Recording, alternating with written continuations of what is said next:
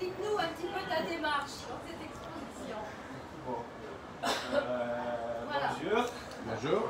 D'abord, donc, merci beaucoup d'avoir nous donné cette occasion de présenter mon dernier livre. Le titre du livre, c'est Jardin de lumière. Et donc, édité par Area. Oui, voilà, mais toi là, tout le monde va te voir.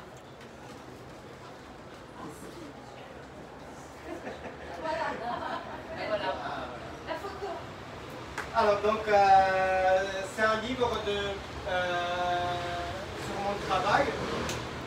Et est-ce que vous connaissez Area, l'éditeur? Oui. Un peu. Alors, pour moi, c'est un livre très important et c'est très émouvant de sortie du livre. Parce que moi, je suis arrivé en France en 2008 et j'ai rencontré Alain Avila, le directeur de Area, en 2010. Et jusqu'à aujourd'hui, plus que 10 ans, je marche mes chemins avec Area. Et Area, c'est à la fois comme mon mentor, mais le mot mentor, pour moi, je ne trouve pas très joli. Déjà, ça ressemble un peu à mentor. Et donc, j'ai trouvé un mot qui correspond mieux pour moi. C'est quoi Alain Avila et pour moi? Alain Avila, pour moi, c'est une école. Une école.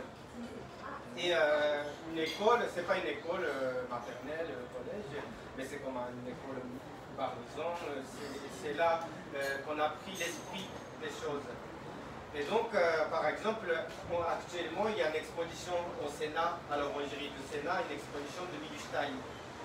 Et lui, c'est pas du tout le même âge, mais j'ai compris que Milstein aussi, il était un de son élève.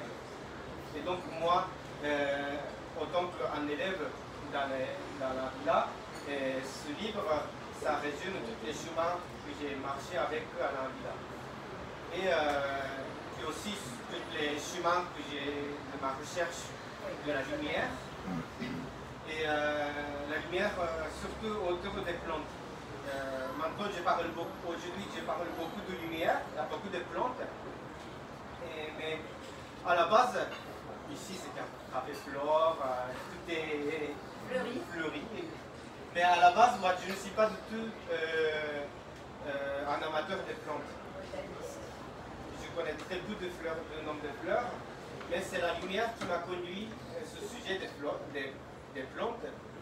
Et donc aujourd'hui, je parle de la lumière à travers les plantes. Et le dernier travail que je suis en train de présenter au château de Villandry, c'est une série de portraits des plantes. J'ai intitulé Mon cher jardin. Et donc, il y a 3 grandes toiles sur le jardin du château de Villandry. Et c'est un jardin. Est-ce que qui a vu le jardin de Villandry? Qui connaît le jardin de Villandry? Moi. Donc, le jardin de Villandry, c'est un jardin. C'est pas comme le jardin de Luxembourg, c'est un jardin très décoratif. C'est des buis taillés. À la française. À la française. Décoratif.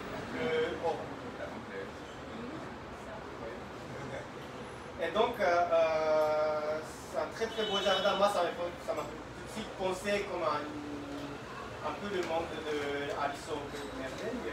Quelque chose d'un peu émerveillé. Et en parallèle, il y a j'ai eu l'occasion de découvrir 5 jardins à Varengeville-sur-Mer, en Normandie. Et donc, les jardins de Varengeville, c'est complètement différent. La terre de Varengeville, c'est très riche pour accueillir plein d'espèces. Donc, c'est un jardin qui a beaucoup d'espèces. À la fois un endroit très naturel, à la fois comme une collection de plantes. Mais à travers tous les jardins, et moi donc l'idée de faire le portrait portrait de jardin, ça vient au premier. Ça veut dire que j'avais l'idée de faire le portrait de jardin. Est-ce que je prononce bien? Le portrait de jardin. Mais au début, je ne savais pas comment je peux dire un portrait. Mais en visitant tous les jardins, ce que j'ai compris, chaque jardin, il y a un esprit. Et surtout, j'ai compris que cet esprit de jardin, ce sont des reflets du créateur du jardin. Et donc, même le jardin du château, c'est le arrière-grand-père du châtelain actuel, M. Carvalho, Joachim Carvalho, c'était le créateur du jardin. C'est lui qui voulait justement recréer ce jardin Renaissance. Et donc c'est lui qui a créé ce jardin. Alors combien as-tu conçu d'œuvres pour faire tout le château? Mon exposition? Oui. Alors il y a à peu près 50aine d'œuvres.